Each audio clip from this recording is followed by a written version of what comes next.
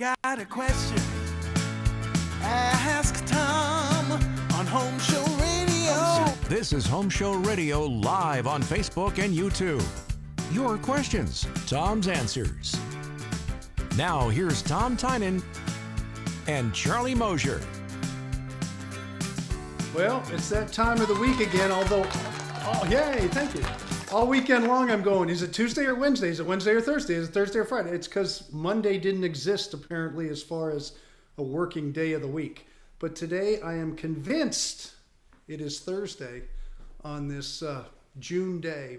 Hopefully it's not raining on you. Some places in town it is. It depends where you live and where you are, but it seems to be a very rainy season where we are here in Houston, Texas. And we do Home Show Radio from Houston, Texas every Saturday 9 to 12 on Sports Radio 610 and Sunday 8 to 11 on Sports Radio 610 also, where we answer your home improvement questions. And you can join us from anywhere in the free world, I guess you might say, because of the internet. And homeshowradio.com is a great stepping off point for that. And of course, before me, and not to be lessened in any way for that, is Danny Milliken on Saturdays from 7 until 9, because he is truly our gardening expert. And as we know, gardeners get up earlier than home improvement guys. I can say that for a fact. So you can listen to him and all his experts. And of course, we have Charlie Mosier with us right now, who's going to help facilitate this whole afternoon of fun and liveliness. I was playing with my phone. He plays with every IT item in the world. He's That's a not techie. true. That's not true. He's a regular Bill Gates. Now that is true. That is, you know. Yes. You are an Apple guy, right? Actually, I've done something that Bill Gates hasn't done.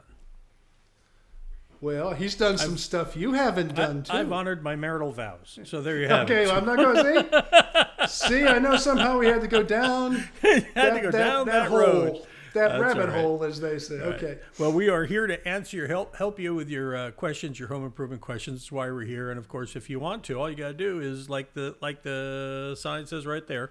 Go ahead and put your questions in the Ask Tom's section there, the comment section below, and Tom can answer them. We're all hooked up here to get them. Now, I'm going to tell you, it works best if you. It only works if you're on the Home Show Radio YouTube page or the Home Show Radio Facebook page. If you're watching this on the Garden Pros or my personal page and you put questions in there, I appreciate them, but we just won't see them. You got to put your questions in over there.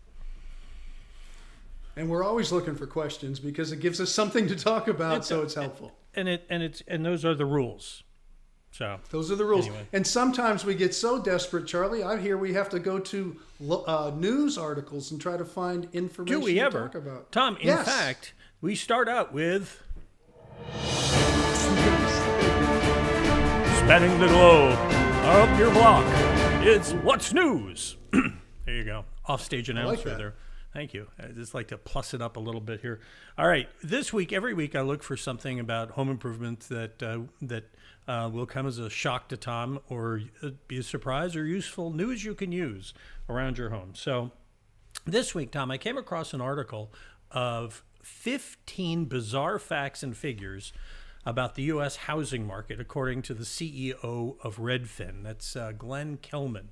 And if you don't know what Redfin is, it's a discount real estate brokerage and what they do is they undercut the fees of regular realtors trying to get listings, and you can buy your house online and all that. That's what Redfin is. And they got a bazillion listings across the United States. And so they polled about 2,000 home buyers to come up with these bizarre facts.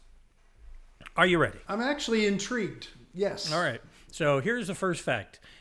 The inventory, believe it or not, of homes available is down 37% year over year. It's a record low of available homes. And what do we know? When supply goes down, well, demand goes up and so does the price. That's exactly right.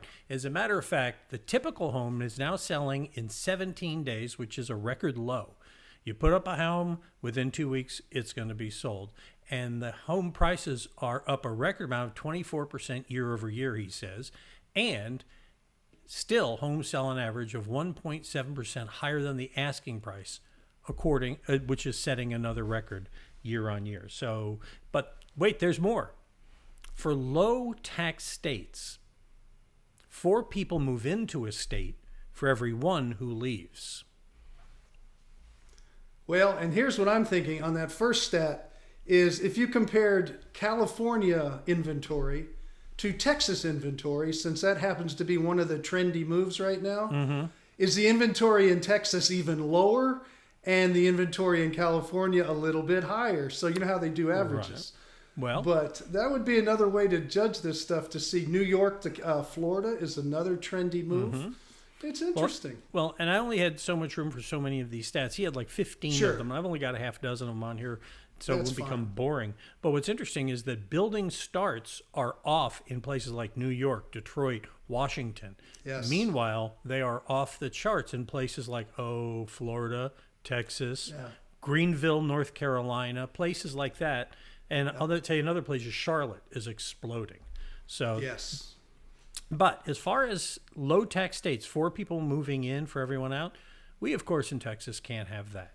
That's why here it's 5-1, and in Florida it's 7-1. Florida is exploding, absolutely exploding. In fact, Texas is, but Florida even more so. You can tell it's for sure. Oh, without a doubt. That used to be my home state. I know that state very well. Here's an amazing one. Of their 2,000 home buyers they spoke to, 63% reported bidding on a home they hadn't even seen in person yet, because that's what it takes. I have a client in Memphis who has lived there for 1.5 years and has spent 1.5 years and just found a house they could buy. They've been living in an apartment. I was going to with 2 say kids. Memphis is a hot, and Nashville too, hot cities that people are moving to right now. I tell you, if you've never been to Memphis, there's more than Graceland, and don't tell them that you're going to be walking in Memphis, because that pisses them off. But anyway, because it's like people who think, the stars at night. Anyway, it's one of those kind of things. But anyway, Memphis has the widest freeways of any city I've ever been in. Every freeway there is 5 lanes wide. It's like they're ready for an influx. So that's Memphis for you. But here's the thing. 63% of people have bid on a house without going into it, Tom. And we talk about the demand. This is the last fact I'm going to leave you with from this story. There are now more realtors than there are listings. And I've been kind of in and out of a home buying, and now I'm in a home selling mode right now. And I was talking to a lot of realtors just haphazardly, just because. And I think a lot of them are going to change careers, get into different aspects that they haven't been doing before, not just be sales. It's going to change the realtor industry, I think, this craziness we're going through right now, and going to make some real market changes, just like are the commissions going to be that high anymore, and all these different things. So it's interesting to see how that's going to develop. All right. Well, that is our I liked it. Home Show Radio News for this week. All right. Do I get no applause? Okay. Thank you. I gave you applause. No, I know. real Well, I applause. just but I want the You got fake stuff, man. It's all It's real. fake. It's all real. They're right It's here. the stuff that came from, some sitcom that was really bad. If you have a question for Tom, you can go and put it in the section below. And just like Tom G did, he says, I'd like to add concrete, Tom, to raise the level of my garage floor, maybe a couple inches. Is there a minimum thickness or different grade of concrete that's needed to do this kind of project? What say you, boss? Really, what you're looking for in a minimum is going to be about 3 inches. Especially if you're going to, I don't know if you're going to drive a car on it. If you're going to drive a car on it, maybe even up to 4 inches, because if it moves a little bit, you'll start getting crackling and breaking of it. But the key to keeping it nice and tight is using a fiber mesh, low aggregate or small aggregate concrete. Don't use a standard mix. Make sure you go fiber mesh, and then you can go down to about 3 and probably get away maybe even with a car. But if you're just going to use it as a walking surface, 2.5, 3 inches of fiber mesh, small aggregate pour, and it'll be okay, because it's just topping it and you're just going to be walking on it. If you're going to do a car, same type of concrete, go at least 3.5 inches with that. If you're going to do a standard mix, then I would tell you go ahead, if you'll have to do about almost 4, 3.5 to 4 to make sure that car doesn't break it. because it doesn't have that fiber mesh that holds it together. Do you, when you put this on, Tom, do you have to do anything to prepare, scarify the surface before you put the concrete on it? You know, a lot of people say they want to put rebar in and kind of connect the two, or they have to put, because it's so thick, you have to put wire mesh in there. You don't do any of that, and it's not going to slide off. I mean, that's a lot of concrete. When you're done pouring it, it's not going anywhere.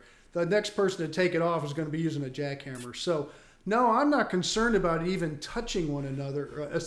It's going to touch. I'm not sure I don't care if it connects or glues together. It's just a topping that you're raising it. So no, the answer to that is no. And you certainly don't have to put any rebar in there, because the fiber mesh actually takes the place of any kind of rebar, or takes the place of the wire mesh a lot of people use across the country. It actually holds it together better. And that particular mix is used in roads so they can cut down on their steel. And it's these real small polyester fibers that gets mixed into the mix. And just like I keep doing with my fingers, just out of my normal fingerness, it holds it all together where it won't pull apart. It just kind of interlocks. Yes. People, not open quite the door, like hear all the this. people. It's more like this. I was thinking it was like here's the church, here's the steeple. Oh no, that's a long time ago. All the people, yes. Indeed. All right, get your questions. Ask Tom. We have some here, Tom, that are from our Ask Tom section. Thank you, by the way, to Terry and Chris and Craig and Alton, Mary and Tom, all watching at our Facebook page at Home Show Radio at Facebook. And remember, if you got a question, you can put it in the section. We'll help you out. Appreciate you being here, and tell all your friends if you enjoy the show, and if you don't, keep it to yourself. First question for us comes from Patricia in Egypt, Texas, and she says, I need my sliding doors, my whole sliding glass door replaced and reframed due to foundation shifting. Right now, my door does not close due to all this shifting. Any suggestions on who to call, or is this a glass door company? Is this a remodeling company? What does she need, Tom? Goodness, depending where you are, and I don't know what the availability is in Egypt, Texas. Quite frankly, I've never been there. But you could go to somewhere as simple as Home Depot in some cities, and just they'll come out, they'll send somebody, measure the opening and make the door, and it'll just be a unit that will go into the opening. Most sliding glass doors are either 6 foot wide or 8 foot wide. So that's like the only measurement you really need to know about. The heights are very standard. They're going to be 80 inches, and you have to have a little room, and when they pull the old door out, you will, for the jambs and the thresholds, it'll be there.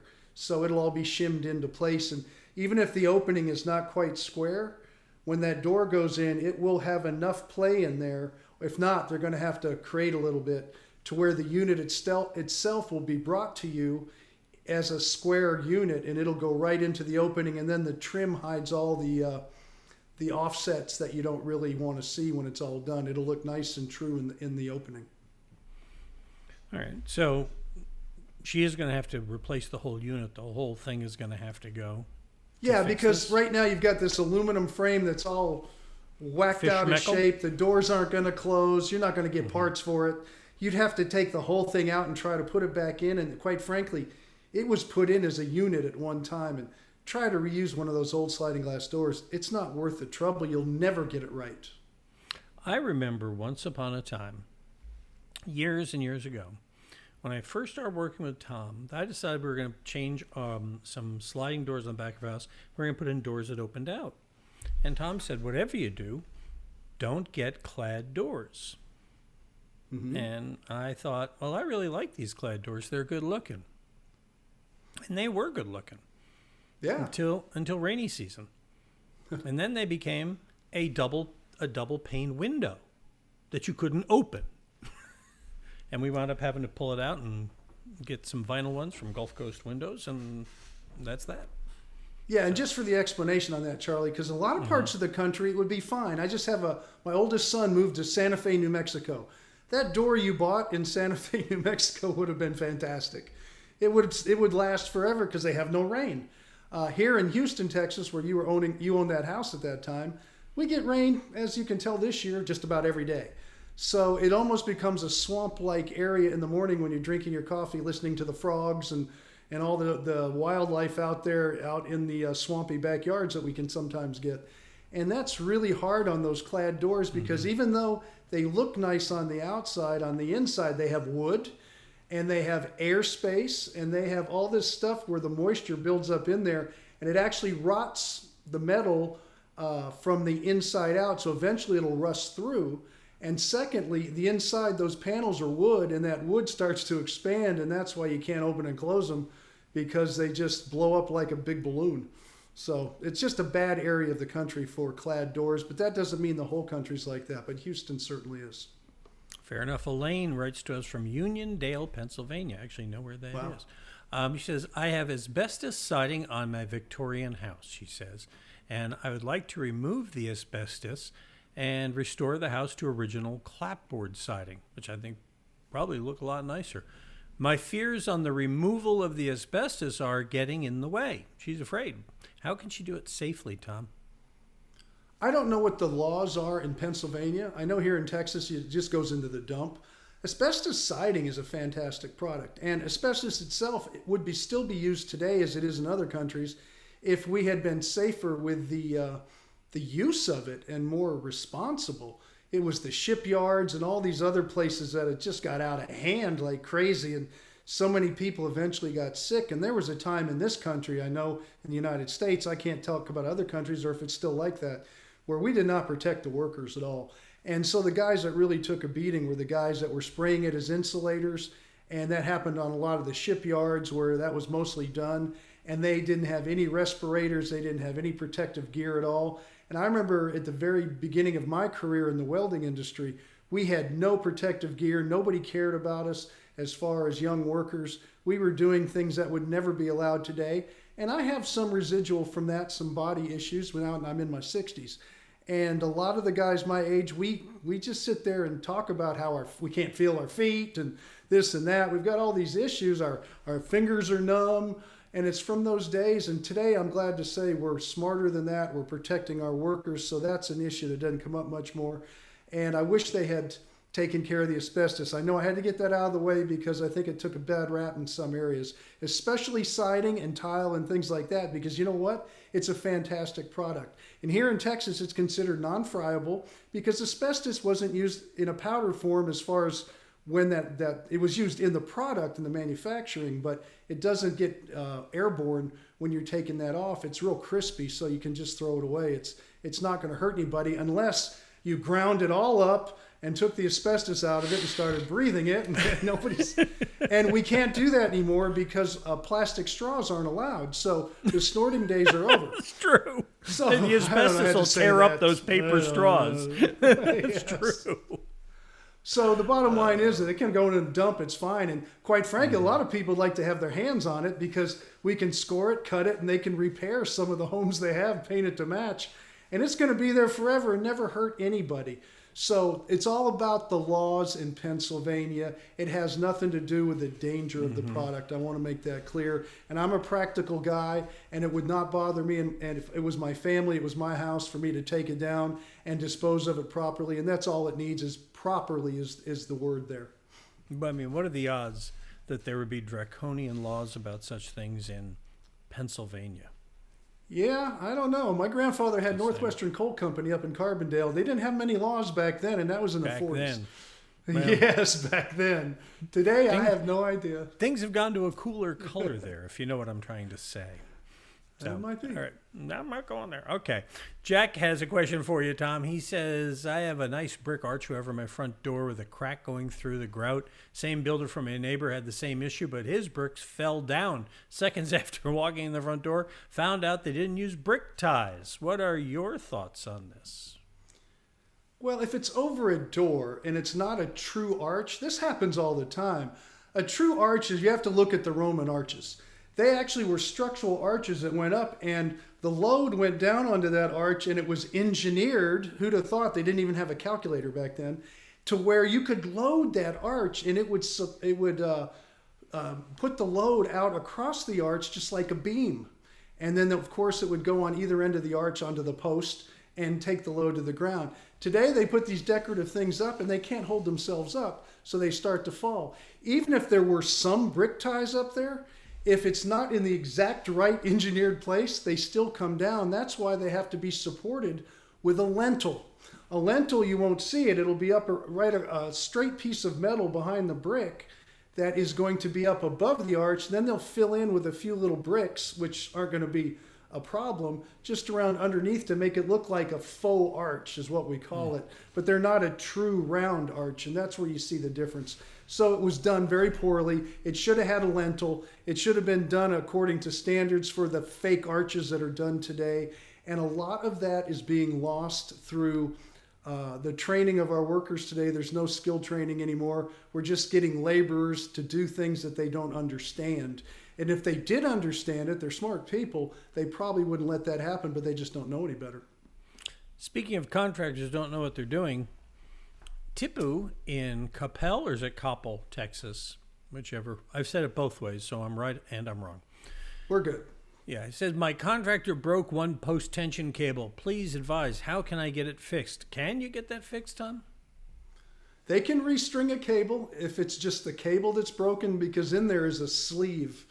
And they can run it through and pull another one through. I know I've talked to Jim Dutton at Due West Foundation Repair, and they've had instances where a whole bunch of them had rotted out. And so they had to replace them all. And there are companies that can still do that. Now, here's the question. It's a shame it happened. And I'm sorry that broke it, but I don't know how it was broken, but if it was broken in a remodel phase and they were busting up the concrete to get, say, move a drain for a shower or something like that, it's pretty common that one of those will get broken. But if the house is solid and it's been there a while, chances are that one cable is not going to make a bit of difference. So you'll probably get away without not even fixing it. But yes, they can be fixed, and sometimes it can get rather expensive. It depends how it's broken. If it's broken at the end or if it's severed in the middle, then it's not quite as easy to do. But here's the thing about post-tension slabs. When you have one, it's really hard to remodel. It's hard to add a slab to it, and it's hard to move plumbing and stuff around. You have to be super careful when you start to bust it up. When you have steel, you can just bust it up. The steel will be there. You can even cut sections of the steel or the wire mesh and pull it back, and then you can lay it back down and even put a few extras in there before you re-pour the next part. And it's very easy to have a greater opportunity to do things on a remodel. But post-tension slabs, I always kind of told people if they had a post-tension slab, be careful with the type of remodeling when it came to bathrooms and moving plumbing around. You've got to be more careful with that than you would with just a steel and concrete slab. So let's say they don't get it fixed. We'll have to see. What's worst case scenario? You can bring in every engineer in the world. You can bring in anybody and say, what do you think? And they're going to say, now, this is what it is, and it's fine. Right. They can't tell you tomorrow. They can't tell you a week or a year from now. Nobody can do that. Any engineer that says they can, they're wrong. Because it's already built. They didn't design it. They didn't do the numbers. They're just visually looking at it, and that's all you can do. But it's really going to be up to that person and the contractor. I'm not going to tell them they have to, and I'm not going to tell them if they don't do it, it's going to fail for sure, because then they would just be scared, and I don't want anybody to be scared, because nothing may ever happen to it. I don't know. But something horrible could happen any minute. Maybe. I don't know. All right. I'm not saying either way. Work it out with the contractor. All right. CJ writes in, she says, or he says, this person says, I have cracks in my brick grout on both sides of my garage door. When's the best time to put NP1 in the cracks, when the cracks are wide in the summer or narrow in the winter? What say you? Always do it when it's wide. You don't have to wait. Now, I don't want you to take out measuring tools that we use for our AWS testing on our welds. I just want you to say, well, this is the time of year where it seems a little wider than usual, and go ahead and put it in. I don't want you to wait for the apex of the stars and everything to come to that very one moment where it's a millimeter more or whatever. So when it's on the wide side, go ahead and fill it, because that stuff expands and contracts a little bit. It has some play. Don't overthink it too much. Yeah, you could get out your photo pills app and determine exactly the phase of the moon at any given time and know when that's the time to do it. Or in my day, we get out our little calipers. We just start doing that like the machinists do. That's fine too. That's true. Yeah, well, it's like the foundation thing. You said engineer. I was out. So I'm like, I've learned after years and years of sitting next to you that when somebody says, should I call an engineer? I know what the engineer's going to say. Well, right now it's okay. Yeah, and that's at least they're not lying. Right. It's like the engineers in Memphis who said, yeah, right now this bridge is fine the day before they found the crack. Oh yeah, somebody went around and found that crack. I can tell you what, in the Texas State Guard I'm in, our Corps of Engineers, they were snooping around one day at lunch break, and it was around a bridge in one of the places they were having their drill weekend, and they found all these cracks in the bridge, and they turned it into the town hall, and it saved a whole bunch of lives because nobody's ever inspected this bridge. They had no clue that it was failing. So I think a lot of bridges out there are a little shaky right now. We have to be careful. It's not just one in Memphis. Okay. It could be in your own backyard. I know. Sandy and I just bought some dirt up in... I thought you said you bought a bridge. No, but they're putting one in. They're going to put a suspension bridge in this area where we've just bought some property. And so I'll have to admit... Well, at least it'll be new. Something to obsess on in my senior years. Go up there and like... It's the older bridges you have to worry about, not the new ones. Well, I hope to be around until it is an older bridge, Tom. That's the point. Well, I don't know. Some of these bridges are like 100 years old. Do you know why a bridge is covered in the Northeast, Charlie? Why is a bridge covered in the Northeast, fact, Tom? Because back then they didn't have waterproof, rot-proof materials. So to protect the bridge from rain and snow and sleet, they had to put a roof over it, which created walls like a house. And so that was the house that protected the people on the inside.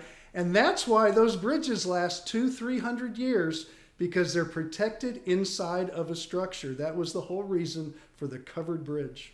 Same thing with the ones in China that are covered like that with no nails, just wood dowels and joinery. Really? Yeah. And they've lasted hundreds of years. So I don't know if they're putting that kind of bridge in where we're living, but I know that when my grandchildren come one day, they will in fact have to go over the river and through the woods to visit us. So, but you got to give them little floaties to wear across the bridge just in case. Well, not to go too far off the bunny trail here, but we went up there to look at the property right after we closed on it. It had been a day like this, and the road isn't totally paved all the way in there. And we drove in there in the Expedition off the pavement. I could just feel the tires going. I said, no, and managed to get out a little bit of spinning, but we got out of the mud. And yeah, there's nothing. I'm surprised you're going to the country, Charlie. You just don't seem happy like wife, that country. Happy wife, happy life. Okay. Brooke has our fourth question here this morning. She says, how do I paint over wallpaper? Is this real complicated? It's not complicated. In fact, you can make it really complicated and make a mess out of it. So if you just paint on wallpaper, like somebody said, well, just paint it. What happens is the water from the paint, which you'll probably use a latex paint, which I would tell you to use, is going to go through the paper, and it's going to loosen the glue, and then it's going to be just a mess. It'll all start to bubble and pucker as it dries, and it's just going to fall right off the wall, and you'll have places where it didn't and where it is, and you're just going to have a mess of a wall on your hand. So the key is to not let the water from the paint get to the back of the wallpaper. So there's a special sealer you put right there on that wallpaper first that doesn't have water in it. It's actually got an ammonia kind, not ammonia. It's a shellac. It's made from the beetle. It cleans up with ammonia and water, but it's a pigmented shellac, and that goes on there and dries very quickly and puts a hard shell, just like the bug itself, and that's what it is. A shellac beetle puts a hard shell that's totally waterproof. It's a paintable vapor barrier. So once you let that dry, you paint it with a pigmented shellac, let it dry, then you can go back and take your joint compound and you can float the seams nice and smooth. You can fix any of the holes. You might have hung pictures on the wall or something like that. You might get a few little bubbles that'll pop up on the drying process. Just leave them alone until it's dry, and then scrape it with a putty knife and then put a little joint compound on that. When the joint compound is dry, you can take a damp sponge, not sandpaper, a damp sponge, just very damp, not super wet, and just rub it over the joint compound and it'll smooth itself out. Now it's ready for what you want to do. You can re-wallpaper. You can texture if you want to change the texture to the wall. And of course, you can paint it at that point too. And that paint, the water from the paint and the water from the joint compound you already used never got through to the back of the wallpaper, so it's there for eternity, and it'll come out to be a great job, and you saved yourself a lot of work. It's easier than trying to tear off all that old wallpaper. You would recommend texturing in general, though, wouldn't you? I think it looks better on a wall, and there's a lot of different ones, so whatever your heart desires. My favorite when I built homes, I liked a medium stomp and drag on the ceiling, which was a little bit rougher texture, so it would take the sheen off the ceiling down and give you an opportunity to do a different type of paint on the ceiling, which I liked. And then on the wall, I just like a very light orange peel, which is just a very, very slight splatter on there. And that was my favorite, but whatever everybody likes. Some people like it heavy, some people like it light. Medium stomp and drag. It sounds like an Amish dance. It could be if you were doing it on the ceiling, because you end up doing this. Right, true. Bring your friends over and all that. All right. Yeah, they love you upstairs. Yeah, I love you. We've got a small clog problem. That's it. All right. I got a last question. And I want to tell you, Tom, when I was assembling the questions for today's little show, I saved this one for last. I like it already. Anthony says, I want to convert a residential home into a funeral home and need an occupancy permit. I'm looking at the City of Houston commercial prerequisites, but I'm sure I don't know how to complete this project. Any advice would be welcome. He's Charlie, dying to get your you're the one that can advice. answer that question. He's dying to get your advice, Tom. Yes, oh, thank you. Okay. Thank you. You can answer that question, Charlie. Not that you're closer to the funeral home thing, but didn't you have to do... Yes, Thank you for being precise on that. I appreciate that. No, well, actually, those are people that... Yes. No, actually, I'll be good. having dinner tonight with my buddy David Detling, who owns the funeral home here in town. So that'll be nice. I'll mention that to him. I'm good with that. Actually, because he's in, I think he's in Acres Homes. Yeah, there's no HOA in there, so you can do what you want. It's an old part of Houston. Right. It's a very right. old historic Right. part. Yeah. And the other thing is, my advice to him, after having just gone through this permit thing, I say just went through. We moved in here. It's coming up. Well, on that's 4 what I was years getting ago. at. Is Right. you went through permitting? Didn't you have to do occupancy stuff? Okay, so that's why Yes, I said you're the did. one to answer this question, Yeah. Charlie. All right. Well, fair enough. Then my answer. Look I get the whole screen this time. Good. Oh, I was going to drink some water here. Oh, okay. no, here you go. Let's watch Tom hydrate. There we go. All right. So the answer is that I would not do this on your own. You're exactly onto something right, Anthony. Do not try to do this on your own. I'll tell you why. This is like we joke around all the time. Don't try this at home. We're trained professionals. When it comes to the permit office downtown, they speak a language that they know that you don't know what you're talking about by little things you say. And when they have that, they're going to be super diligent in drilling down on everything about you. So my advice to you is to get what's called a permit expediter and have that person run your plans through. Yeah, and have that person do the job for you. Because I bumped my head so many times getting this project started. And the minute I hired Maroof, and I wish to God I could remember the name of his firm, the minute I hired him and turned it over, everything took off. Right up until the final inspection, when they came in and wanted to know why we didn't have an ADA bathroom. And they wanted us to spend $18,000 to put one in. And Maroof got us out of that pickle. So my advice to you is do not try to do permits on your own. It's kind of like commercial real estate, Tom. You know, when you go in and try to do a commercial real estate deal and you don't know commercial real estate, every bad thing that can happen will happen in that deal. So hire a professional. That's why they're called professionals. And when permits, I wouldn't go near that for anything. Okay, let me add to that. As a builder in Houston for 30 years off and on, I had a little hiatus where I didn't build for a while. And I did hundreds of projects, not just in Houston though, in Galveston and other places. Only place I would ever pull a permit is in Galveston because I knew the head of the building department. He was a super great guy. He still is. And we still talk once in a while. They made their system pretty simple. But it was smaller back then when I built back then down there. But with Houston, I never once pulled a permit. We always hired that part of the project out. And the client would pay the fee. We wouldn't make money off it. We would say, this is the fee, and it's the only way we're going to get this thing started. These are the experts. We got the plans ready. We did what they said, and boom. And I even had licensed architects on staff. Boom, it went out to them. We never went downtown. I was just seeing if I might be able to find him in here. I feel bad. I'll tell you what I'm going to do. I'm going to send a note off. I went through a dozen of them in my career. Oh, this guy was sometimes great. they stay in the business, sometimes they move out. And every time we get a new mayor, excuse me, every time we get a new mayor, all the rules change. So that was just the way it was. Sweep out the I old don't know people, what to bring say. in the new ones. Yep. Yeah. No, exactly right. No, it's a sad fact, but that's the deal. And and I'll tell you this, Anthony, when you get your project going and the inspectors show up, be friendly, but not too friendly.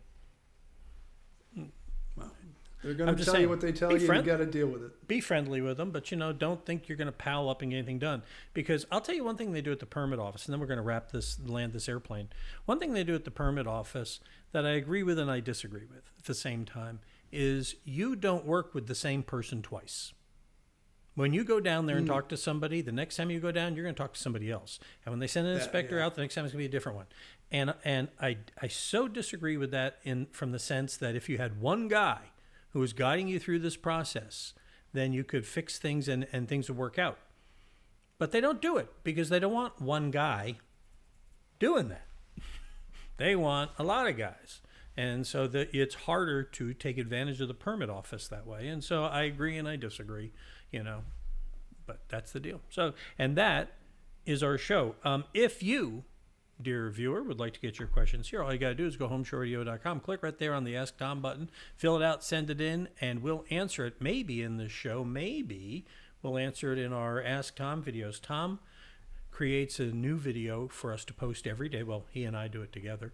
I ask him, he answers, and we post them. And you'll find it at homeshowradio.com, our Facebook page, our YouTube channel. And if you're in the Houston metropolitan area and you're looking for somebody you can trust, we've already done the legwork for you on that too. You just go to homeshowradio.com, scroll.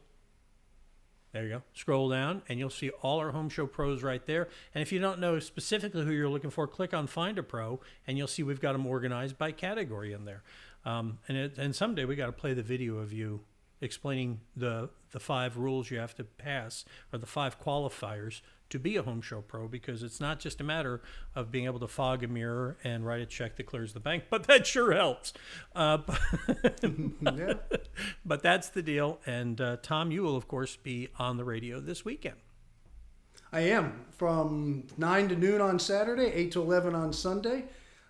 It's what I do every weekend. And, of course, Danny Milliken will be on right before me on Saturday. He's our garden expert. You see him at the third or the last weekend of every month with us here on Facebook I think Live? we kind of went around and around on that and decided that we would have him on the last Thursday of every month when we Last do the Thursday show. of every month. I'm good with that. Yeah, because it was easier to remember that way. And we have squirrel It is, brains. actually, because I couldn't remember the other way. Yeah, I'm with you. So we keep it simple. That makes the show go so much easier. Just ask our wives. All right, that's going to do it for this week. Tom will be back with you this weekend, and I'll see you next Thursday with Tom. Oh, I'll see you on the radio this Sunday morning at 8 o'clock when we answer more questions from Ask Tom. And otherwise, we'll see you here next Thursday, 4 o'clock Central Time on Facebook and YouTube. Got a question? Ask Tom on Home Show Radio. Home Show Radio. Free advice from a pro who knows. Home Show Radio. Home Show